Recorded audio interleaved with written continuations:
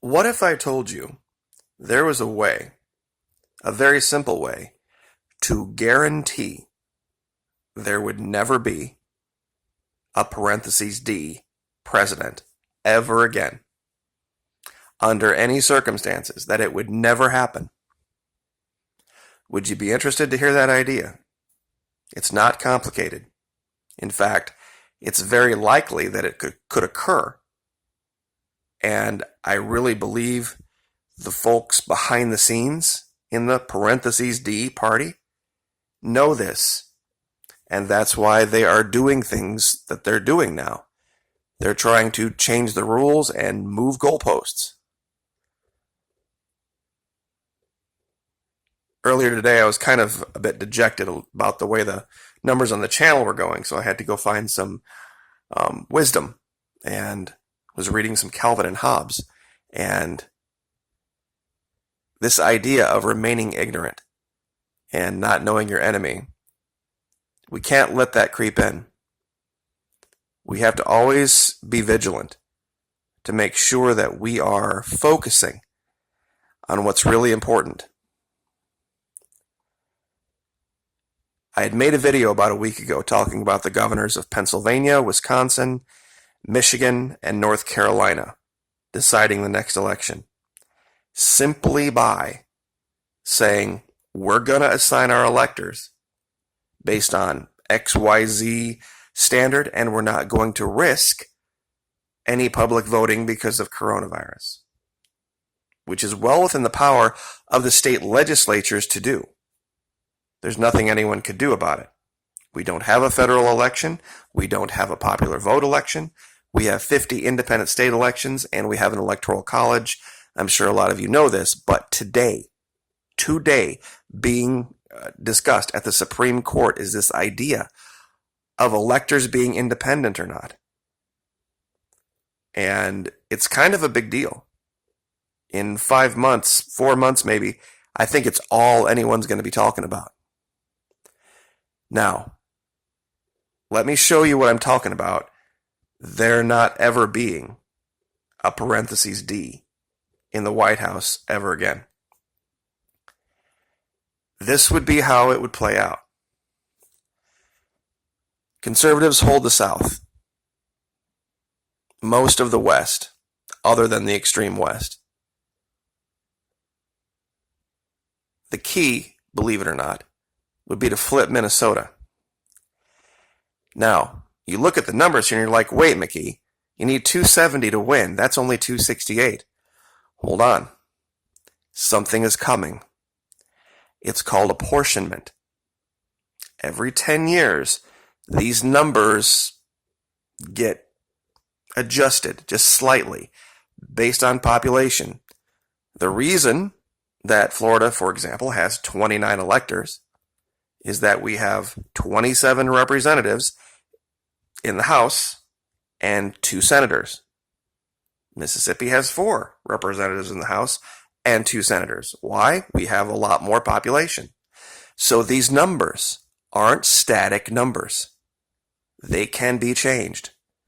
And all we need to do is change across the entire South these numbers plus 2.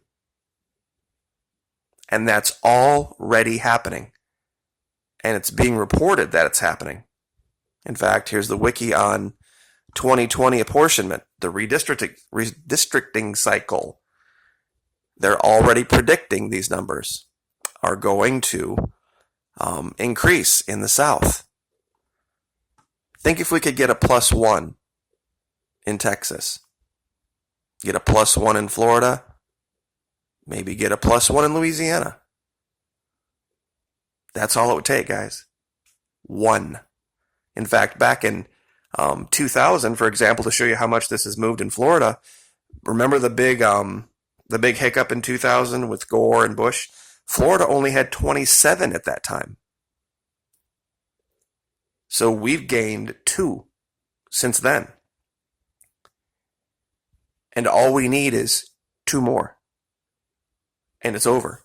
You can give them Wisconsin, Michigan, Pennsylvania, Illinois. Give them the whole West Coast. New Mexico, Colorado, Illinois.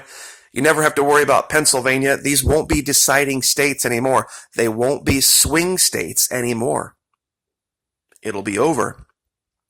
Because for every one gained, remember this, the amount of representatives in the House of Representatives stays static.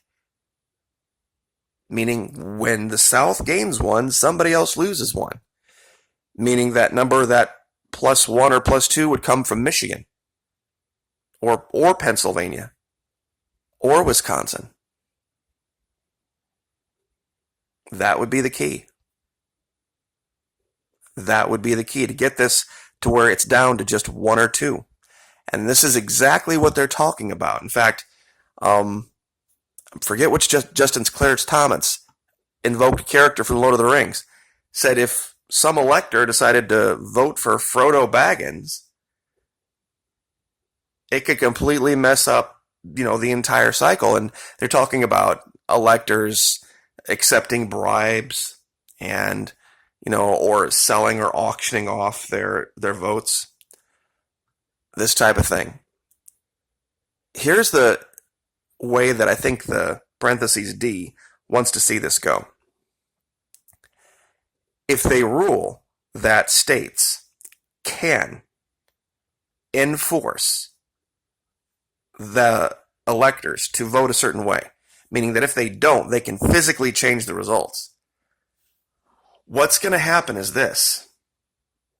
People in the blue states are going to start to sue for equal protection under the law, because then what we will truly have is a national election where those election results from each state have binding power to change the results of the federal election. That's not been the case up until now. They were merely suggestions. They had no real power. So I always wondered why they put the totals up on CNN and Fox like it's meaningless. Those vote totals are meaningless, no matter who wins what as far as the total goes.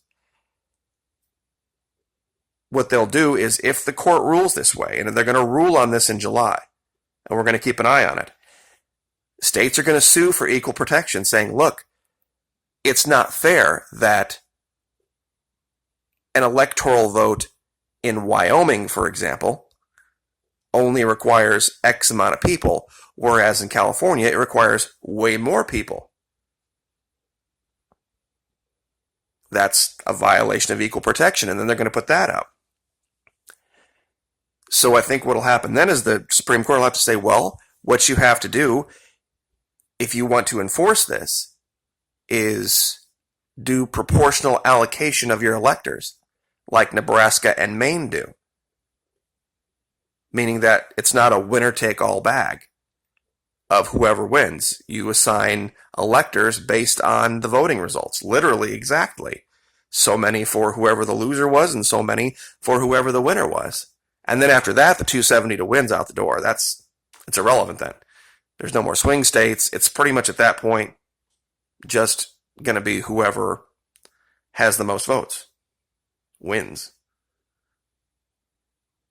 And I know nobody in the media is talking about this right now. But in a few months, it's going to be all they're talking about. How they decide in July on this particular issue is going to have huge ramifications coming up. So it's definitely something to keep an eye on, because it's going to change things. And it's weird how history repeats. There's this idea that gets floated around when people start talking about civil rights, the whole 2/3 of a person vote. Remember when they said that they only ruled that slaves were 2/3 of a person?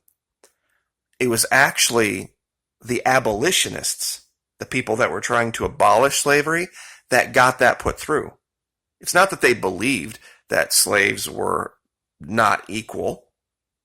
What they were trying to do was decrease the representation of the southern states in Congress by not allowing them to count slaves into their population. So they said, okay, well, look, you can't count slaves as a person. and then get this many representatives based on that population. So you only get to count slaves as 2/3 of a person, and that changed the dynamics of Congress greatly. But what we're seeing now is willingly, of their own accord, many, many, many more people are coming to live in the South, which is a great thing, which is what people should be encouraging folks to do, especially from the Midwest.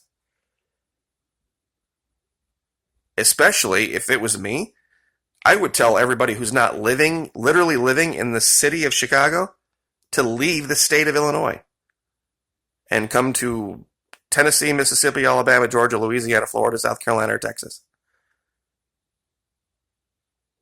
Virtually everybody. Because you have no chance. Absolutely, the rest of the state of Illinois has absolutely no chance of changing what happens in Illinois because of the city of Chicago. So any conservative living in Illinois should jet immediately. Make plans, get out of Dodge, because you're never going to be represented. You're never going to be represented, ever. And go, especially down here in Florida, and start affecting things just by where you choose to live.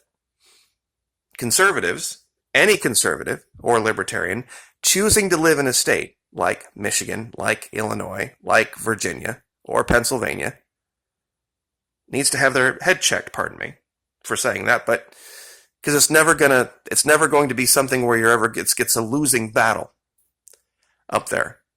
It's absolutely a losing battle. So go where you know you can win, and believe it or not, it'll actually have an effect. Because population determines how big these numbers are and how they get apportioned. And it's really close right now. It's really, really close. The South is increasing. Conservative areas are increasing in population exponentially, and places like California are losing people like crazy. New York is losing people like crazy. There is an opportunity here to change things and to eventually use that to dovetail and springboard into states' rights at some point down the road, but baby steps. So anyway, I will put this down in the first pinned comment where you can read the story about what's going on today in the Supreme Court and faithless electors. Very strange. Another story out of Colombia, guaranteeing minimum incomes as famine looms. And you should see what they're doing for Colombia. It's a country the size of the state of Texas, population-wise. But they're guaranteeing 31 million people a monthly income of $225. That doesn't seem like much, but when you put that out over a year, that's $2,700 a year that they're giving 31 million people.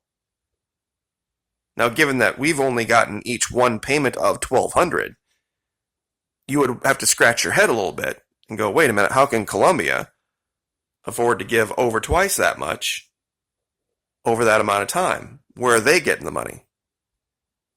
And no, the cartels don't pay taxes. So, anyway, just wanted to share that with you today, and some wisdom from Calvin and Hobbes that we can fix things. Whether we think we can or we can't, we really can.